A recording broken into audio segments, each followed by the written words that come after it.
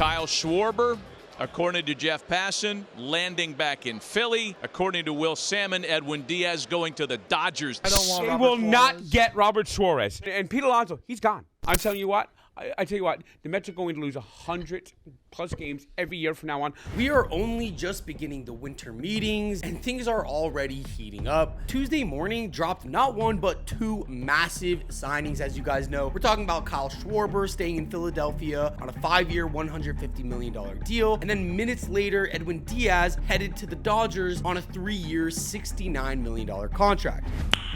Nice. Now, before we get into it, appreciate the love on the channel, guys. On our road to 50,000 subscribers. If you have those notifications turned on and you are subscribed, we're giving away jerseys almost every upload. Now that that's out of the way, let's get right into it. Let's start with Schwarber, right, guys? Like, coming into these meetings, Schwarber was basically holding the entire market hostage. Teams across baseball were waiting for him to make a decision because his choice would trigger a domino effect. The Phillies wanted him back desperately, and the Mets were lurking, probably just to make Philadelphia sweat and drive up the price. Now, the Red Sox were also involved, and his hometown Cincinnati Reds made a serious push as well. And even the freaking Pittsburgh Pirates, who haven't spent big money on free agents in forever, reportedly offered him 4 years, $120 million. But here's the thing, Schwarber wasn't really shopping around himself. According to MLB.com, his agent Casey Close called the Phillies on Monday night and basically said, if you give me 5 years and $150 million before the end of the night, he'll take it. That's not the move of someone who's really testing the market and trying to get the most that he can get. That's the move of someone who already knows where he wants to be and is just making sure that the money works out as well. And the Phillies jumped on it, and by Tuesday morning, it was done. Now let's talk about why this deal matters so much. Schwarber just had the best season of his career at age 32. He led the National League with 56 home runs and led all of baseball with 132 RBIs. He finished second in NL MVP voting behind only Shohei Ohtani, and we're talking about a guy here who's a full-time DH. He doesn't play defense anymore. He strikes out a ton, honestly, and he still finished runner-up for MVP. So that just shows you how good this guy is. The $30 million average annual value sets a record for a DH, which again tells you everything about how this market has evolved. DHs used to be old veterans getting 1-year prove-it deals. Now we're seeing teams commit 9 figures to guys even in their mid-30s. The Phillies are betting that Schwarber's power won't decline significantly through age 37, which is a bold bet, but to be fair to them, I mean, Schwarber has only gotten better over time while he's been with the Phillies. So props to the Phillies for making this deal. Bring them back, gives them another chance at a chip. The team desperately needs to get over the hump. Now let's talk about Edwin Diaz and his move to the Dodgers, because this is absolutely one of those loaded storylines for the Dodgers, for the Mets, and for the rest of, honestly, pitchers in baseball that are still free agents or on the move. Diaz agreed to 3 years and $69 million with the Angels, which, by the way, set a new record for average annual value for a reliever at $23 million per year, a record that he broke of his own, by the way. That was a $102 million deal he signed with the Mets before 2023, and now he just signed a 3-year $69 million deal. Now, Diaz was supposed to be the Mets closer for 5 years, but he opted out of the final 2 years and $38 million remaining on that deal to test free agency. So essentially, his new deal with the Dodgers adds just 1 extra year and gives him $31 million guaranteed compared to what he would have made staying in New York. Now, the Mets did make him a qualifying offer of $22 million, which he declined. Then, even after that, they reportedly offered him the 3 years and $66 million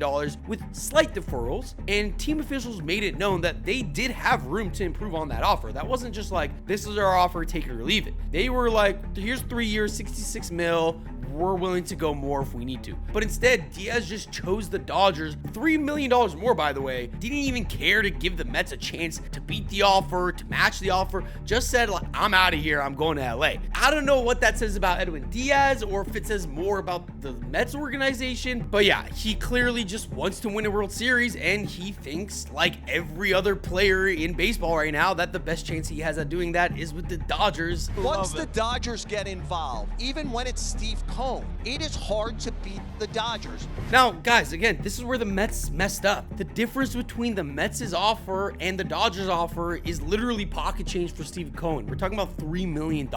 But anyways, besides the money, let's get past that. Let's talk about what Diaz brings to the Dodgers, because this fixes their biggest problem. Last year's bullpen was a disaster. They led all of baseball with 657 and 2/3 innings pitched, but had a 4.27 ERA. They brought in Tanner Scott on a 4-year, $72 million deal before the year, and he completely imploded. Scott led the majors with 10 blown saves and posted a 4.74 ERA. It got so bad that in the postseason, the Dodgers had to shift to Roki Sasaki, coming off of an injury, by the way, to relief pitch just to have someone reliable at the back end. That was always supposed to be temporary, and now they have Diaz. So this is obviously a big move for the already championship team Dodgers. And the numbers on Diaz are honestly ridiculous. Last season, he posted a 1.63 ERA with 28 saves, striking out 98 batters against just 21 walks in 66 and a third innings. Since returning from that knee injury that cost him all of 2023, Diaz ranks second amongst qualified relievers in both strikeout rate and strikeout minus walk rate over the last 2 seasons. But the Mets already had a backup plan in place, honestly, so they're not really that mad at the end of the day. I mean, they did go out and sign Devin Williams to a 3-year, $51 million deal back on December 1st, which was an insurance just in case Diaz left. So now that Diaz has left, Williams will become the closer in Queens, and while he is solid, I mean, he's no Diaz, but the Mets still have a closer, right? And Devon Williams, who you brought over for 3 years and $51 million, I don't know if him, along with others, gonna be able to offset the loss of Diaz. Now, the Mets are also reportedly in the market for Robert Suarez, who's the next best available reliever. And that's obviously because they just need more bullpen depth. Their pitching is a disaster right now. But it's not going to be easy for them. The Blue Jays are also pursuing Suarez, so we might see another late inning bidding war soon. Now, what's really funny is how the Dodgers keep operating. Every year, they say they're going to be more conservative. They talk about being careful with spending, and then they turn around and do stuff like this. General Manager Brandon Gomes said the day before the signing, we're not just going to go out and sign a reliever to sign a reliever, and then immediately goes out and signs the most expensive reliever in baseball history. I mean, it's just kind of classic Dodger stuff. And honestly, when you have Shohei Ohtani generating the amount of revenue that he generates for the Dodgers, and when you have multiple championship worths of profits rolling in, why wouldn't you continue to just spend? Anyways, though, now that they've solved their closer situation, rumors are swirling that the Dodgers will pivot to finding an outfielder. And that's likely gonna happen via trade. I mean, guys, Michael Conforto struggled so badly last year that he was left off the postseason roster entirely. And Scott Boras is already dropping hints about Cody Bellinger potentially returning to LA. Bellinger started his career with LA, and a reunion would make all kinds of sense if they can just work out the money part of things. But let's just zoom out real quick and talk about what these signings mean for the rest of the market, right? Kyle Tucker is still out there, and the Blue Jays are considered favorites to land him. I know they've already committed a ton of money to Dylan Cease, and they've given Vlad a bunch of money, but they're in the win now mode. They made the World Series. They want to win. And on top of that, they do have a lot of money coming off the books actually after 2026 with Kevin Gausman, George Springer, and others. So Toronto could make some moves here, right? And there were reports that they already have hosted Tucker at their spring training facility, so they're definitely serious. They were 2 outs away from going and winning a world championship, and they are going to be pedal to the metal in trying to improve their baseball team. Another team that's in the mix is the Orioles. They missed out on Schwarber and are reportedly in conversations about Tucker trying to make a splash after their disastrous 2025 season. The Mets also could pivot to Tucker after losing Diaz. We already know they traded Nimmo, so they need an outfielder, and they definitely need to show Juan Soto that they're serious. The trade market is also absolutely buzzing. Ketel Marte is the name everyone is talking about right now. The Diamondbacks are willing to listen on the 3-time All-Star second baseman, and they're emphasizing MLB starting pitching in return. The Red Sox, Blue Jays, Mariners, Tigers, Pirates, and Phillies have all been linked. But as of right now, it looks like the Red Sox are heavy favorites. Arizona changed their stance from July when they said Marte was untouchable, but now all of a sudden they're desperately in need for starting pitching, and dealing Marte might be the quickest way to get it. But disclaimer to any team that does get Ketel Marte, rumors are he's a bit of a locker room downer, so that's something. In other news, the Nationals are fielding offers on basically everyone. They're receiving heavy interest in shortstop CJ Abrams and are open to dealing him. And starter Mackenzie Gore is also being shopped. New president of baseball operations, Paul Tabani, said it would be kind of negligent to just not entertain offers on these guys. And that's also the case in Detroit with Tarek Skubal, which I know sources say that they were probably keep him unless they get a monster deal.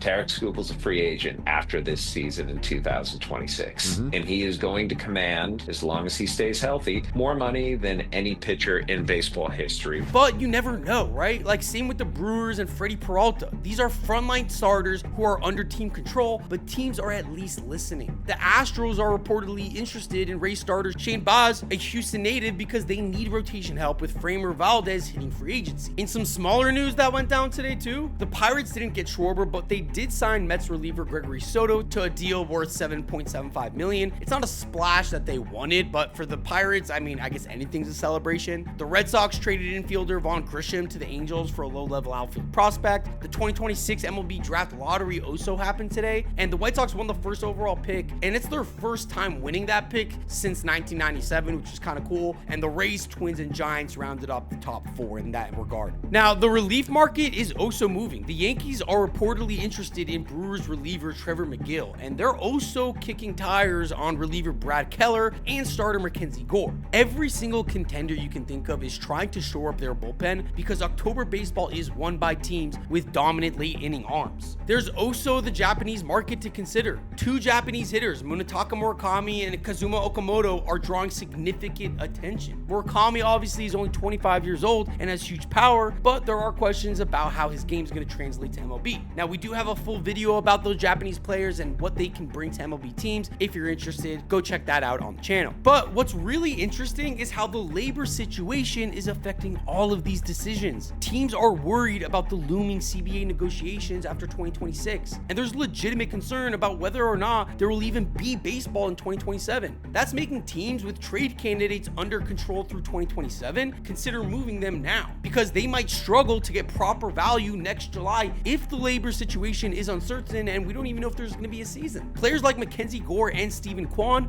fall into that exact category. So guys, this offseason is just starting. It's heating up like crazy. The Rule 5 draft hasn't even started yet. Cal Tucker is going to sign still. Bregman hasn't signed. Marte might get traded. Alonso still hasn't signed. Tarek Skubal is a wild card. Who knows what's going to happen there? So buckle up, guys, because the next few days, weeks, months are going to be absolutely insane as we get towards the World Baseball Classic. We've got teams scrambling to the finish line to get these signings in. Scott Boras is literally dropping like cryptic rap hints about his clients, and I'm loving it. Let me know in the comments below what you guys think. Who's the next big trade or signing? What do you guys think you want to see your team make? And who's right now is best positioned to have the best 2026? That's all for today, though. I'll see you on the next one.